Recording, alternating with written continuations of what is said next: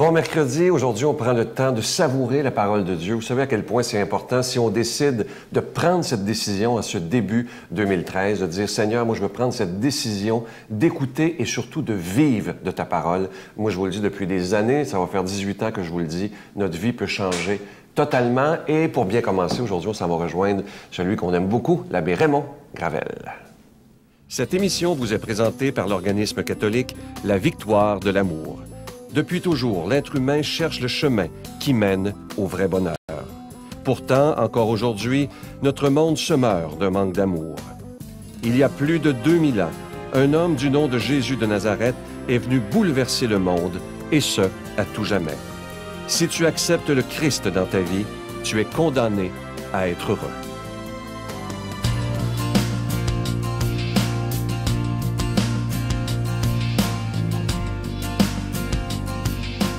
Bonjour. Aujourd'hui, la chronique va porter sur l'enfant.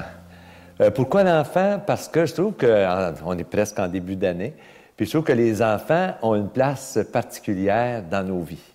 Et ça n'a pas toujours été comme ça. Les enfants n'avaient aucun droit à l'époque de la Bible. C'est pas pour rien que dans l'Évangile de Saint Marc, à 2 reprises, Jésus prend un enfant comme modèle, il le présente comme modèle pour vivre comme des chrétiens, et même pour avoir droit au royaume de Dieu. Il nous dit, celui qui accueille un enfant comme celui-ci en prenant un enfant, c'est moi qui l'accueille, et celui qui m'accueille ne m'accueille pas moi, mais celui qui m'a envoyé. Donc, Dieu se reconnaît dans l'enfant. Et ailleurs, on dit que Jésus va toucher l'enfant, comme on touche un lépreux, parce que les enfants étaient considérés comme des exclus. Et il dit, laissez les enfants venir à moi, car le royaume de Dieu est à ceux qui leur ressemblent. Alors, pour avoir droit au royaume de Dieu, il faut ressembler à un enfant. Ça veut dire quoi, tout ça? Devenir comme des petits-enfants, ça veut dire qu'il faut redevenir enfant? Je pense pas. Je pense qu'il faut être ouvert comme eux. Un enfant, c'est ouvert à tout ce qu'il voit, à tout ce qu'il entend. Il est attentif à tout le réel autour de lui. Non, il n'est pas comblé, l'enfant. Il n'est pas enfermé sur ses connaissances parce qu'il n'en a presque pas. Il est ouvert à toutes les choses. Il pose des questions, il cherche, il n'est jamais immobile, il est toujours curieux, éveillé, vigilant, accueillant, avide, vivant. Il marche toujours à la conquête de la vérité et de la vie. Et ça, on dit un enfant en santé, c'est un enfant parfois qui est turbulent, alors on dit qu'il est en santé, il est bon. Les enfants ne disent pas « je suis grand, je suis riche, je suis savant ». Ils disent tout simplement qu'ils veulent apprendre. Et ils nous regardent comme si on était des mentors pour eux. Alors, je pense qu'il y a un poète qui disait « Les enfants, ce sont des dieux en fleurs. Ils ne doutent de rien, ils croient tout, ils espèrent tout, ils aiment, ils mordent de belles dents dans l'existence, ils n'ont pas peur de leur petitesse et de leur dépendance. Ils mettent leurs mains dans celles des grands pour ceux qui font confiance. Ils sont pauvres, mais ils sont riches en même temps, parce que lorsqu'ils sont petits, ils sont grands. Non point de leur propre grandeur, ni de leur propre science, mais celle des autres, celle des grands. Et c'est pour cette raison que le Christ nous demande de ressembler à des enfants pour que nous devenions des grands comme eux. Alors, si vous voulez, soyons comme des petits enfants. Notre Père qui es aux cieux, que ton nom soit sanctifié, que ton règne vienne, que ta volonté soit faite sur la terre comme au ciel. Donne-nous aujourd'hui notre pain de ce jour. Pardonne-nous nos offenses, comme nous pardonnons aussi à ceux qui nous ont offensés. Et ne nous soumets pas à la tentation, mais délivre-nous du mal, car c'est à toi qu'appartiennent le règne, la puissance et la gloire, pour les siècles des siècles. Amen. Demandez, vous recevrez. Quelle belle phrase de Jésus et surtout quelle belle promesse. Si on décidait de croire totalement en cette phrase de Jésus, demandez et vous recevrez, notre vie pourrait changer totalement. C'est le titre de mon dernier livre et ça dit aussi « Ayez l'audace de croire en l'impossible ». Un livre, je sais que vous allez beaucoup l'apprécier. C'est un livre qui nous apprend à mieux prier, mais qui nous rappelle les promesses de Jésus. Et moi, je suis sûr que si vous le lisez, premièrement, et que si vous mettez en pratique les conseils que je donne dedans, je suis convaincu que votre vie peut changer totalement. C'est avec un don, évidemment, avec 25 $ et plus. Et si vous en voulez 2, parce que ça se donne bien en cadeau, c'est avec un don de 40 $. Je vous remercie de tout cœur, évidemment, pour votre prière, mais aussi pour votre soutien financier. Vous savez qu'on doit payer pour être à la télévision. Mais moi, je vous dis merci de tout mon cœur, je vous donne l'adresse. La Victoire de l'amour, casier postal 120, succursale Boucherville à Boucherville, le J4B 5E6, je vous la redonne. La Victoire de l'amour, casier postal 120, succursale Boucherville à Boucherville, le J4B 5E6. Également par carte de crédit, par téléphone, dans le 514-523-4433, 523-4433 ou sans frais, le 1-888-811-9291, 1-888-811-9291 et aussi sur notre site Internet, le www.lavictoiredelamour.org. Alors, je vous rappelle, ce livre, Demandez et vous recevrez, c'est un livre que j'espère que vous prendrez le temps de lire et de me donner des nouvelles. Il est facile à lire, écrit en gros caractères, et je dois vous dire que j'y ai mis vraiment tout mon cœur. Mais n'oubliez pas de me donner des nouvelles. Je vous remercie de tout mon cœur pour votre prière, mais aussi pour votre don. Merci.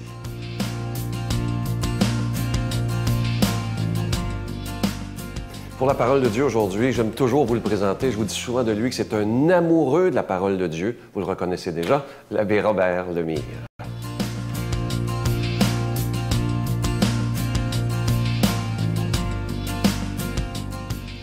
On est déjà rendu en 2013, c'est incroyable. Moi, je ne vois plus le temps passer. Je ne vois plus le temps passer. Bon matin de Dieu à vous tous. J'espère que vous revenez de toutes vos folies de Noël, puis du jour de l'an, puis tout ce que tu veux. Donc, notre évangile d'aujourd'hui est tiré de Saint-Marc, chapitre 6, versets 45 à 52. Écoute bien, c'est encore là, on avait parlé de ça l'année passée. On avait parlé de ça l'année passée, la multiplication des pains. C'est tout de suite après la multiplication des pains.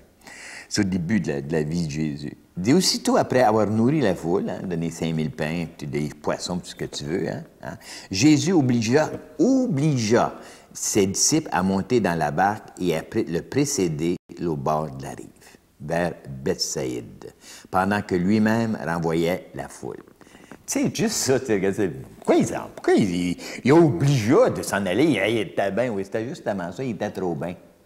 Parce que il venait de nourrir le monde, OK? Puis là, le monde voyait, regarde, lui, il va nous faire des miracles, lui, il va nous sauver. Lui. Puis là, il voulait le faire roi. Puis Jésus, il dit, non, je ne suis pas cette sorte de messie-là, moi viens les sauver. Mais là, dans le moment, j'utilise ces moyens-là pour leur faire prendre conscience des affaires, mais moi, je ne veux pas être roi parce que j'ai donné du pain. Comprends-tu? Ça fait que là, il a obligé ses apôtres à s'en aller, puis lui, il a renvoyé les gens, puis il dit, non, moi, c'est pas ce style de roi-là que je suis, puis etc. Bon. Donc, il les obligeait à partir, parce qu'il ne voulait pas être couronné, comme dirait l'autre, dans des fausses idées. Je ne suis pas venu ici pour ça, je suis venu ici pour te sauver dans ton âme. Ça fait que, pendant que lui-même renvoyait, quand il les eut congédiés, il dit, regarde, c'est beau. Il s'en alla sur la montagne pour prier. Jésus, avant et après chacun des événements, il demandait au départ, puis après ça, il remerciait. C'est ça, sa prière. Aller sur la montagne. Nous autres, on demande, mais est-ce qu'on remercie? Ça, c'est une maudite question, en tout cas, comme moi, je me suis posé. Garde ta vie, est-ce que tu dis-tu merci au Seigneur ou tu es toujours en train de demander quelque chose? Puis j'ai réalisé, c'est quand tu commences à remercier, je m'aperçois de tout ce que j'ai. Puis la parabole du pain, tu sais, quand il a fait la multiplication des pains, tu sais, je veux dire, qu'est-ce que vous avez? Bien, on a juste ça. Bien, viens, on va rendre grâce au Seigneur pour ce qu'on a, puis tu vas voir. Ils ont rendu grâce, puis il y a eu une multiplication. Donc, quand moi, je regarde autour de moi, au lieu de regarder ce que j'ai pas, je demande toujours, je dis toujours, bien, merci Seigneur pour ce que j'ai. Puis c'est drôle, hein? Quand je commence à reconnaître ce que j'ai, je m'aperçois que j'ai des forces, j'ai des choses extraordinaires. Puis on dit que ça se développe. Pourquoi? Parce que j'ai reconnu ce que j'avais. C'est ça qui est important, OK? Donc, parce que je reconnais ce que j'ai, ça se développe. Si je ne le reconnais pas, où je suis allé, j'ai pas ci, j'ai pas ça, j'ai tout. Bon. Donc, il a remercié le Seigneur. Écoute bien ça, on continue. Le soir venu, la barque était au milieu de la mer, et lui, Jésus, tout seul, à terre. Voyant qu'il se débattait avec les rames. Tu sais l'expression, hey, je te dis que j'ai ramé hier, moi. Si j'ai ramé, ça n'avait pas de bon sens comme je rame. Tu sais, j'ai fait des efforts, j'ai de la misère. T'sais, Puis lui, Jésus, il dit, voyant qu'ils avaient de la misère et qu'ils ramaient. Tu penses-tu qu'il ne pouvait pas faire « Ah, je suis à bout de souffle, je suis à bout de souffle. » Non, il t'a vu, voyant qu'ils se débattaient avec les rames de leur vie.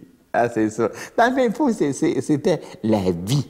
Puis, fait qu'il vient à eux à la fin de la nuit et marchant sur la mer. Donc, tu sais, c'est une expression, ça. C'est pour montrer que Jésus, il n'y a rien, il n'y a pas d'obstacle. Il est toujours là pour nous. Il va venir à travers toutes les tempêtes. Et puis, regarde, il allait les dépasser. Pourquoi il a marqué ça? Il allait les dépasser, il les voyait. Mais ça m'a rappelé, tu sais, quand il marchait avec les disciples d'Emmaüs, et puis là, il parlait, puis il a fait la croix de s'en aller tout droit, puis là, ils ont crié, non, reste donc, nous autres. Donc, dans le fin fond, le Seigneur, il nous invite à la prière. Il nous invite à lui demander des choses. Il sait ce qu'on a besoin. Mais il nous invite pour qu'on prenne conscience qu'on a besoin de lui, qu'on a besoin des autres. OK? Donc, en le voyant marcher sur la mer, les disciples crurent que c'était un fantôme. Et ils se mirent à pousser. Non, c'est quoi? Car tous l'avaient vu et ils étaient bouleversés. Mais écoutez bien. Mais aussitôt, Jésus leur parla. Confiance, c'est moi. N'ayez pas peur. Vous savez, quand on vit des choses difficiles, on ne voit pas le Seigneur. On ne s'aperçoit pas qu'il est là. Tu sais. Puis le Seigneur, il dit, confiance, c'est moi, je suis là. N'aie pas peur, on va passer à travers ensemble. N'aie pas peur. Puis il est embarqué dans la barque. Et puis, hop, ça c'est. Donc, embarquer Jésus-Christ dans notre vie, ça vient nous calmer, ça vient nous donner ce qu'on a besoin. On vient réaliser des choses. Puis je demande au Seigneur que justement, qu'il nous aide à l'embarquer dans notre barque, dans notre vie, au nom du Père et du Fils et du Saint-Esprit. Amen. Je vous salue Marie, pleine de grâce. Le Seigneur est avec vous. Vous êtes bénie entre toutes les femmes, et Jésus, le fruit de vos entrailles, est béni. Sainte Marie, Mère de Dieu, priez pour nous pauvres pécheurs, maintenant et à l'heure de notre mort. Amen.